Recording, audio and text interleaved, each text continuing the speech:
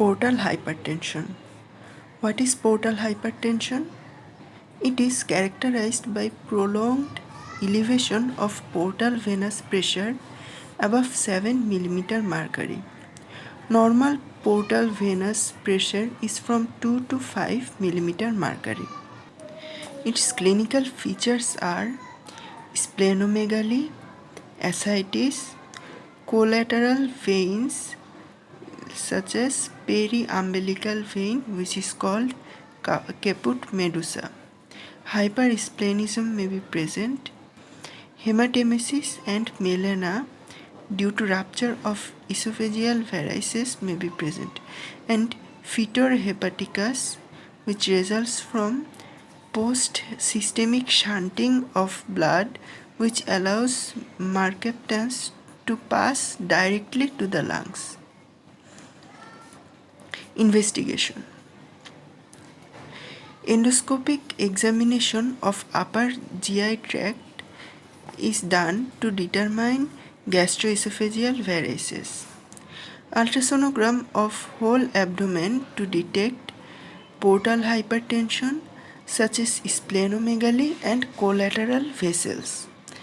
The cause such as liver disease or portal vein thrombosis. CT scan or MRI angiography can identify the extent of portal vein clot and are used to identify hepatic vein patency. Portal venous pressure measurements are done to see features of hypersplenism, total count and differential count of white blood cell, platelet count and hemoglobin percentage is done. Treatment options include primary prevention of variceal bleeding by using beta blocker.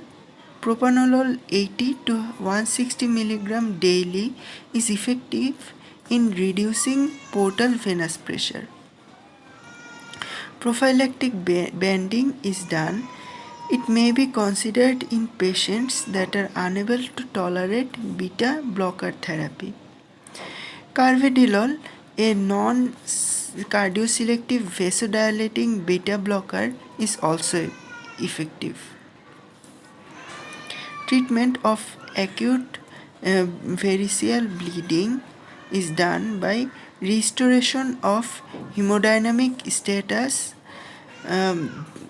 like blood, plasma or IV fluid. Pharmacological reduction of portal venous pressure by using vasopressor like terlipressin 2 mg IV 6 hourly until bleeding stops, and then 1 mg 4 times daily for up to 72 hours.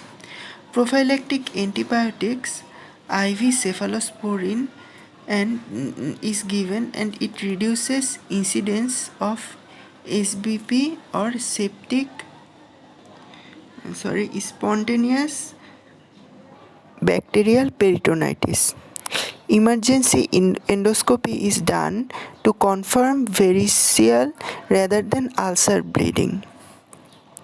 Endoscopic therapy is given like banding and sclerotherapy. Proton pump inhibitor is given to prevent peptic ulcer. Phosphate enema and or lactulose is given to prevent hepatic encephalopathy.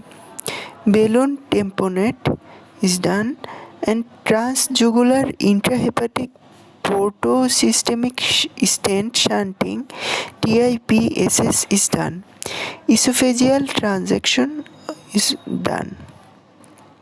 Then treatment of the complications is done.